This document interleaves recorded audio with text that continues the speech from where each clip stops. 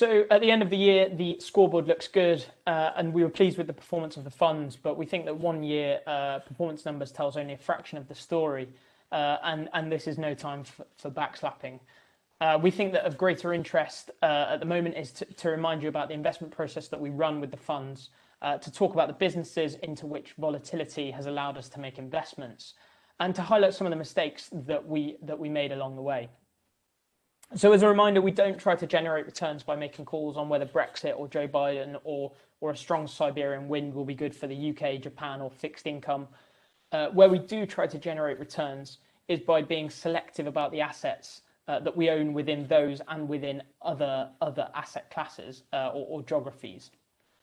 So in an ideal world, we hope to gain exposure in the funds through direct investments. We think that this is the most cost-effective method, and more importantly, it allows us to control every pound of capital that we put to use. However, we're also aware of limitations within our own knowledge or resource or perhaps even language.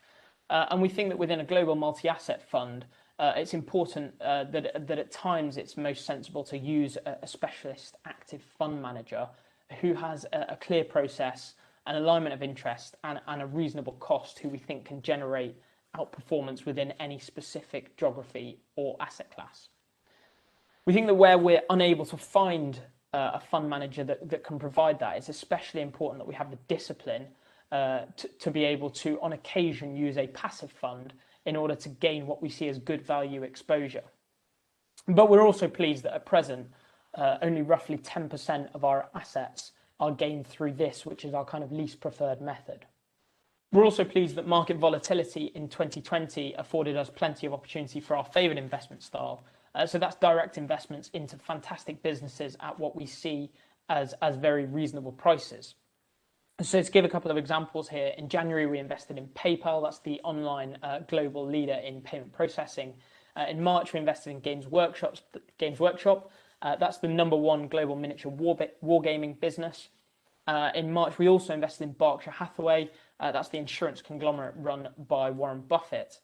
In August we invested in Electrocomponents, the industrial distributor, and then in October we invested in Workspace, the freehold owner of flexible office space across London. In November, we then made an investment into Lindsell Train Investment Trust.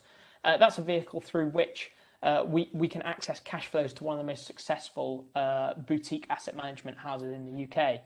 And then in December, we invested in JP Morgan. That's one of, if not the largest financial institution in the world. So all of these stocks have generated a positive return since our initial investment. And whilst that is pleasing, it's their future prospects as a business that I think excite us more. So though it's satisfying to report on these positive actions, our performance was not without fault, and we warn you at this point that it never will be. So early in the year, we used certain active funds to gain 100% of our exposure into certain geographies or asset classes. So whilst we think that conviction is important, without any other option, it can be limiting. So we will retain conviction in our approach, but we note that optionality in everything we do will be an important part of our armoury in an uncertain world, in 2021 and beyond. Unfortunately, though, we too made mistakes within our direct investments. We think some of the best opportunities are found in the least comfort, and we will continue to make thoroughly researched investments into businesses where we see the long-term prospects as being quite different to the short-term ones. But at times we allocated too much capital to this style, and I think it's important that we continue to remind ourselves that valuation is often a poor tool for timing within the investment world. So 2020 was a difficult year, and we think that 2021 will be no different. But we think it's a good one to end this commentary with a quote from Winston Churchill, which is to say that a pessimist is someone that often sees the difficulty in opportunity, whereas an optimist is someone who sees the opportunity in difficulty. And as we sit here at the start of 2021 and look at the year ahead, we very much see ourselves as optimists, and we look forward to the year.